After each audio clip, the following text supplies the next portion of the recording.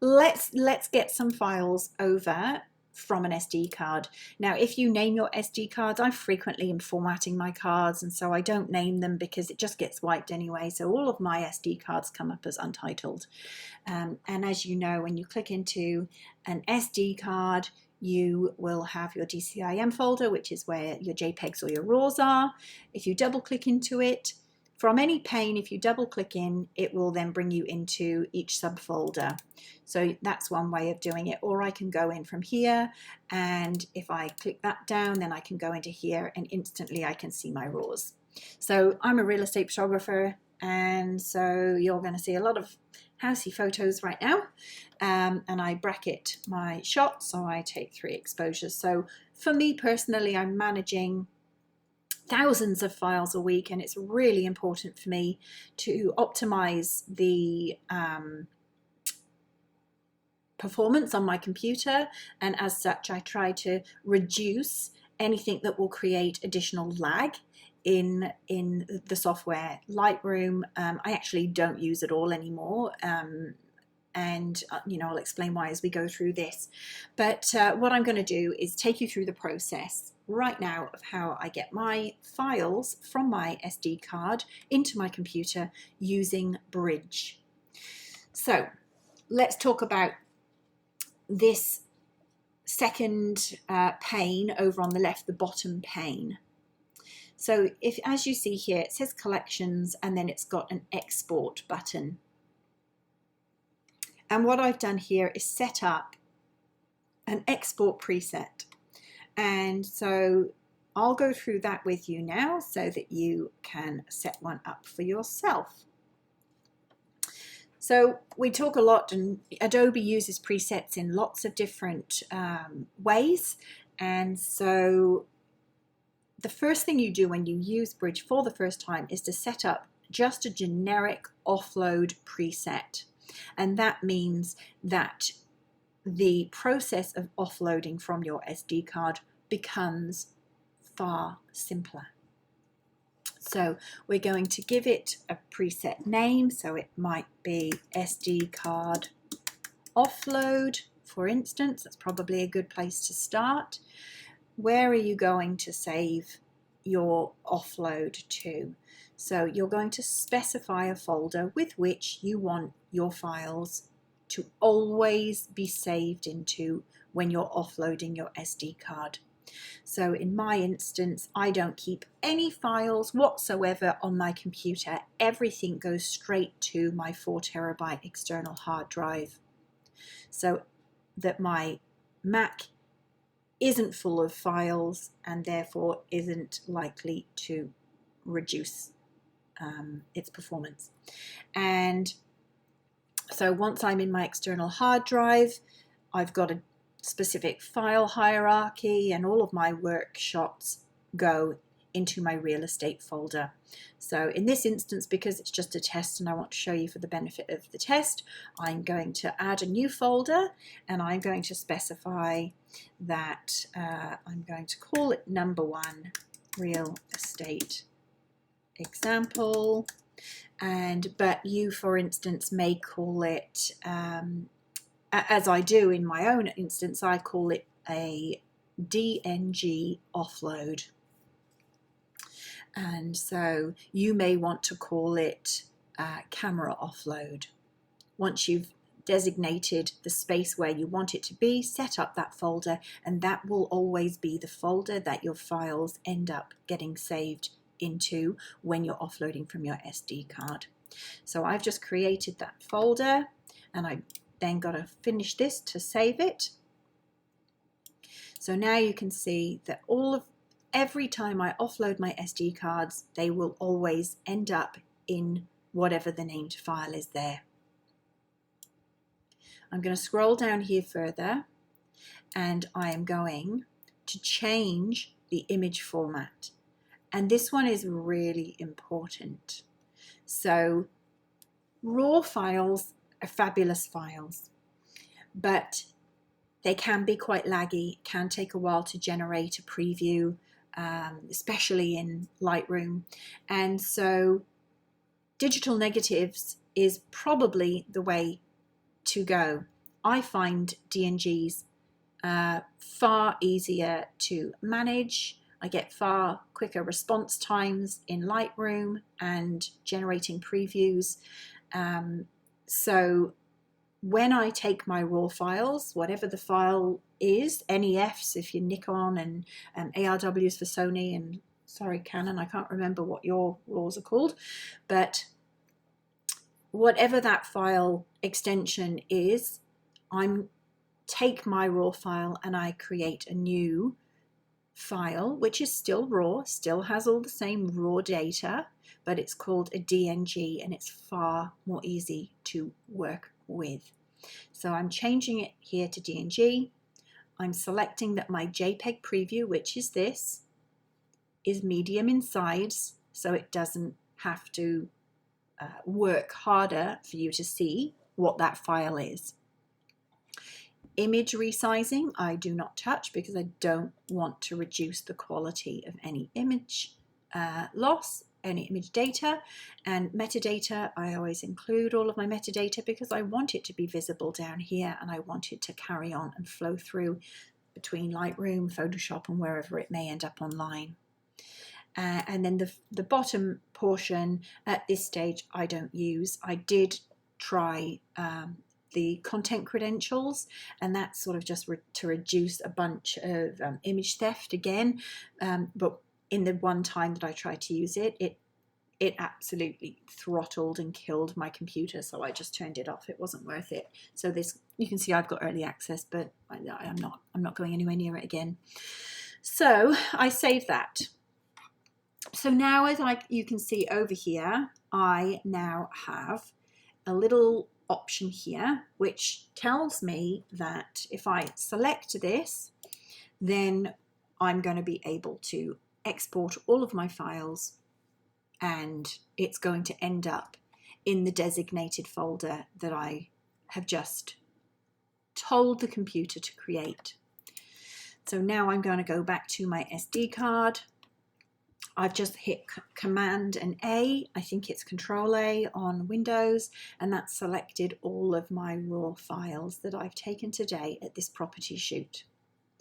I'm then going to right click my file, and that gives me a bunch of options here, but you can see here I've got Export To, and you can see that these options are the same as these options. And that's what they are. It's which of my custom export instructions I want to apply to these folders. And so in the example that I put together for for the reason of demonstration, I would be hitting this one. I'm not going to do that because this is an actual live job and I actually do need to get onto it. So I'm going to save it to my folder, which is my DNG's offload folder. So I right click and it starts the exporting process, which I'll sit here for a moment and I will let it do its thing.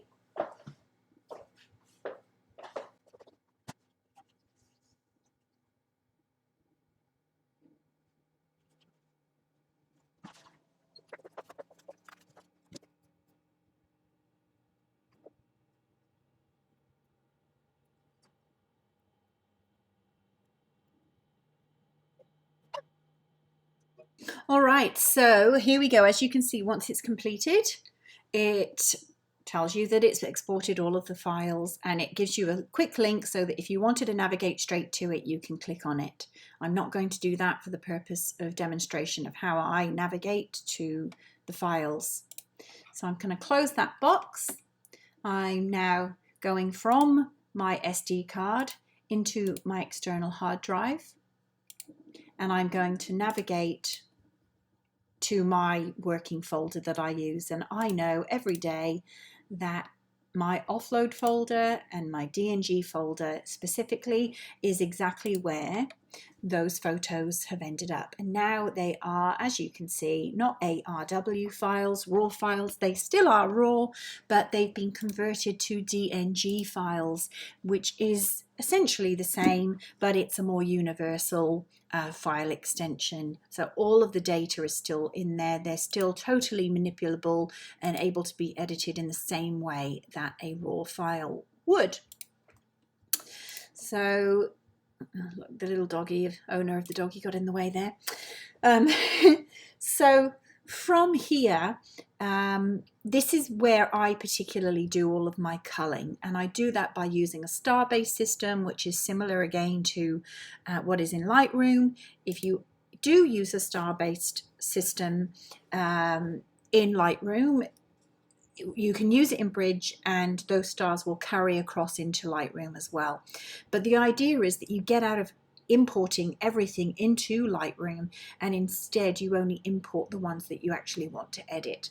So in my instance right now, I'm going to use Command and a number.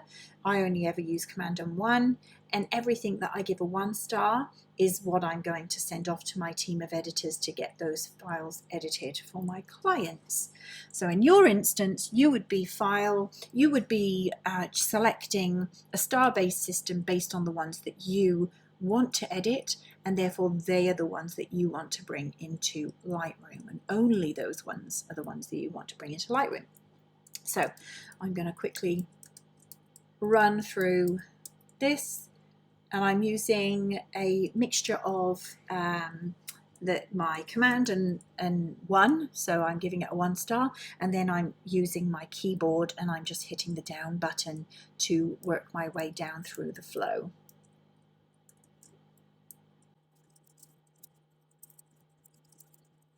If I make a mistake like I just did then, I do Command O and give it a 0 star because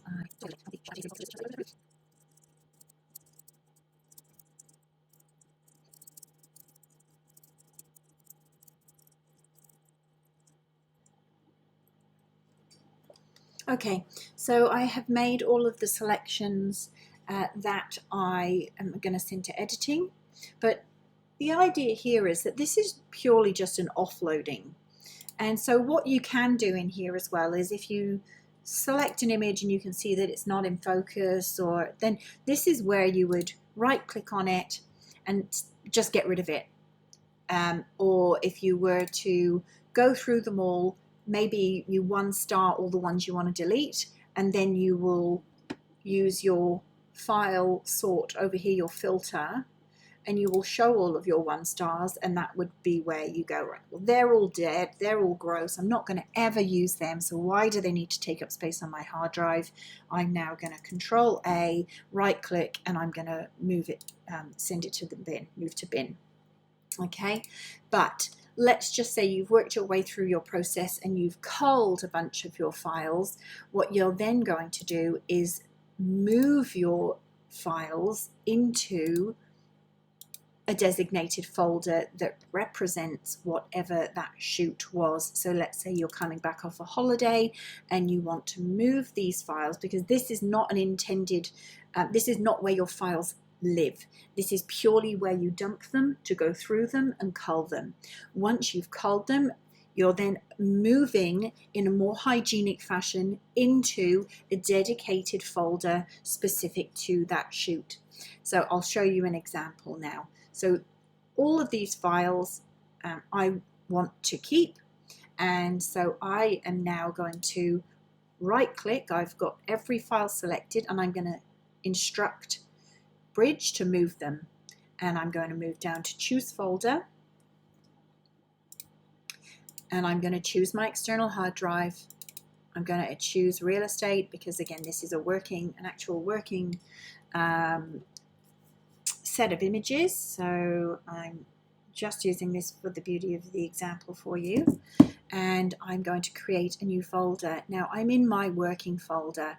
I also have in my hard drive a locations folder, and that's when I come home from road trips, or if I take some shots at a certain beach each day, I have a locations folder, and then within that a subfolder for every location.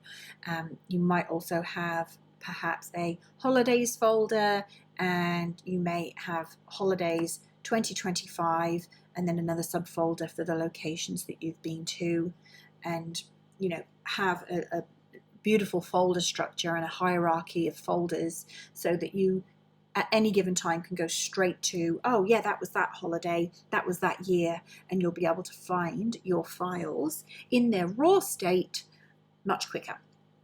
All right, so I'm going to click here, new folder, and I'm going to name it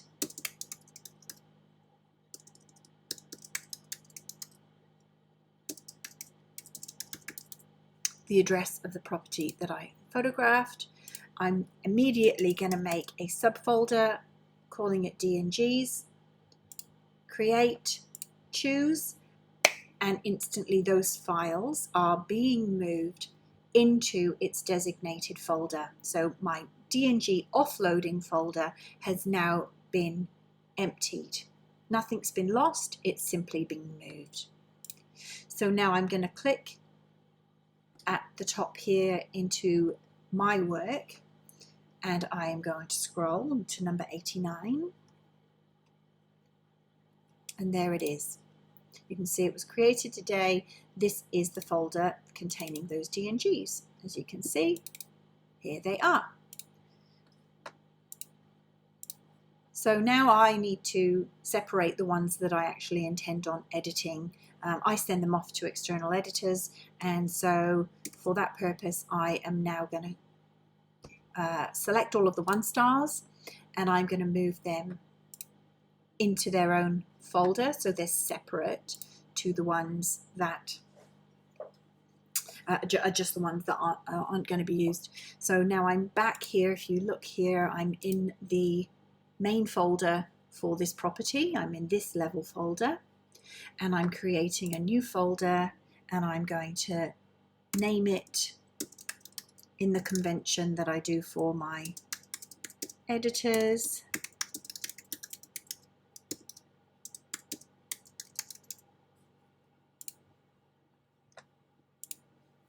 And now those 1-starred images are moved, and I'll just refresh on there, and you can now see that I've got a folder full of 1-star images, and now I have a second folder which is where all of the ones that I'm not going to be using. They're just my backup files. They might be of other angles, or it may be to use the same sort of example, but in how it would apply to a hobbyist photographer or somebody that wants to use this particular way to manage their files. It may be that perhaps you've got your favorites that you really want to edit right now, and then you've also got other options, other angles that you're not too sure about, you're not too sold on. They're not really going to make the first cut for the edits, but they're certainly not worth deleting, because you've already deleted. Before you get to this stage of adding them into your subfolder, you should have already deleted all of the ones that have missed focus or motion through them where you don't want it, or nothing shots. Basically, they should all have been deleted. You don't even make it this far with them. Okay, so from here, and again, depending on what your flow is, you may purely be a Lightroom user in terms of edits. You may not ever take your files into Photoshop. It's really your choice. I have a preference myself of using Camera Raw and Photoshop, and that's because Camera Raw is absolutely identical in every sense to Lightroom.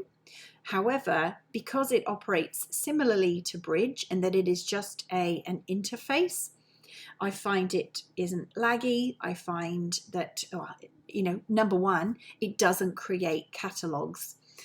So it doesn't slow down my computer at all. So when I go into my editing phase for images, I will, let's say I want to edit these few photos. I will right click and open in Camera Raw.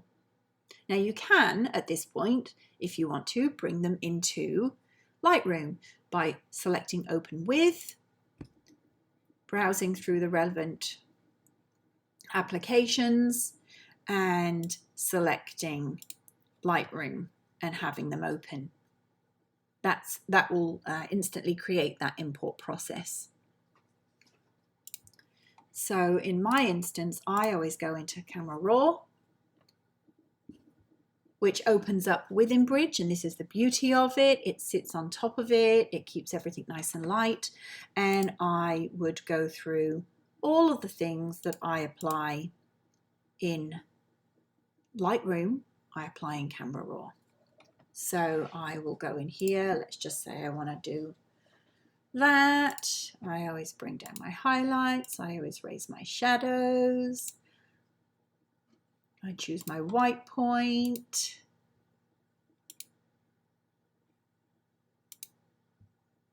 It's going to be very tricky to get white balance on this one. Let's see what auto does. Fair enough, that looks nice and cozy and warm. So, and that's what the problem is. I change the, there we go, that's healthier. We change the color profile that it's using. I've been doing some drone images, and so it was defaulted to landscape, which brings you richer colors, but it's not good for interiors. So there you go. Once I've done that, if I click done, that essentially saves the changes that I've made back into the DNG file, and there's no need to save it as a JPEG, there's no need to export it. It simply sits there as a DNG file that's had some amendments made to it. And that way you can do that, make some changes, but then you're not forced to go into the full-on exportation process or go into Photoshop. If, however, at this stage you were happy with this edit and you wanted to then go into Photoshop and make some more adjustments, don't forget that Camera Raw also has all of the functions here. So if you did want to do gradient filters and all of the other stuff, it's all here. You do not need to use Lightroom at all, ever. You just don't need to. So from here, when I've made all of my initial edits and I'm ready to then go into Photoshop and do whatever steps I take in Photoshop, including, which is a big one for me, all of my fixing my lines, I will, let's just do that so that I show you the full extent of what I do use Camera Raw for. Sorry if this is sort of adding another dimension. You're meant to be learning Bridge, and here I am showing you Camera Raw. But hopefully it's useful to someone. So now I know that my verticals are vertical, I know my horizontals are straight, so this image is perfectly square. So if this was the image I was going to be sending to my client, I know that I'm ready now to go into Photoshop and do any last finesses that might be needed. When I click on open, it will automatically then open in Photoshop. It does take a little while, particularly when I'm screen recording.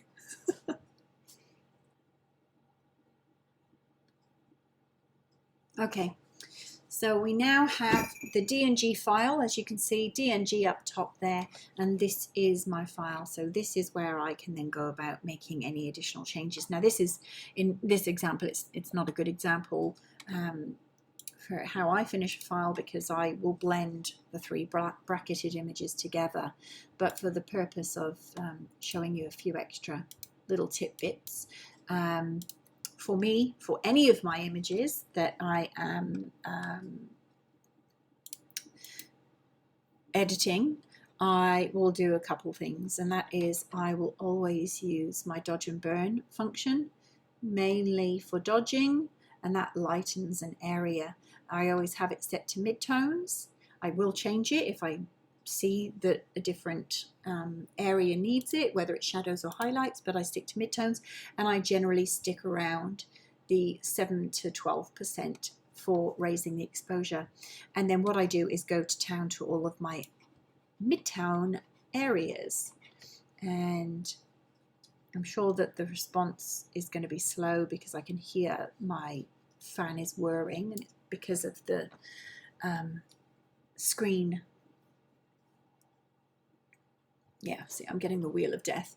So but hopefully you can see that image is brightening as it applies what I've brushed onto the image. And that's one thing I do. I always brush my midtones and it just boosts an area. And of course you can adjust that exposure as much as you need to. I always also do a levels adjustment layer. If you're not that familiar with layers, don't sweat about it, but I like to enhance the contrast in an image and also raise the whites in an image. So right now I'm affecting the blacks, and that means I'm adding it more contrasty. If I push it too far, to give you an example, you can see that I'm darkening all the blacks in my image, which I don't want to do too much. So I only bring in the blacks a little bit. What I'm doing here is crushing everything. I'm condensing. So if you hear people talk about crushing blacks, that's what we're doing here. And now, right now, I'm pulling down my whites. The number scale for white is 255, and what I'm doing right now is brightening the image by reducing that. And then these are my midtones, and at the moment it will always find a balance, but if I make my midtones closer to my shadows, you can see I'm taking out a bunch of the contrast, whereas if I drag it closer to my whites, I'm actually making my blacks, difference between my blacks, more contrasty. I don't want that. I do want it to be lesser contrast, lesser shadow, and so I am going to bring about this. And then this isn't ideal because look, you can see the windows are blown out, and I wouldn't have it like that, but hopefully for the purpose of what levels can be good for, that hopefully demonstrates the subtle differences that particular function can use. Anyway, I think that's as much as I can show you in Bridge, and hopefully that's worthwhile to you. I'm kind of doubting myself now as to whether or not I've covered everything that that is useful. Fingers crossed. If not, you can absolutely reach out to me and I will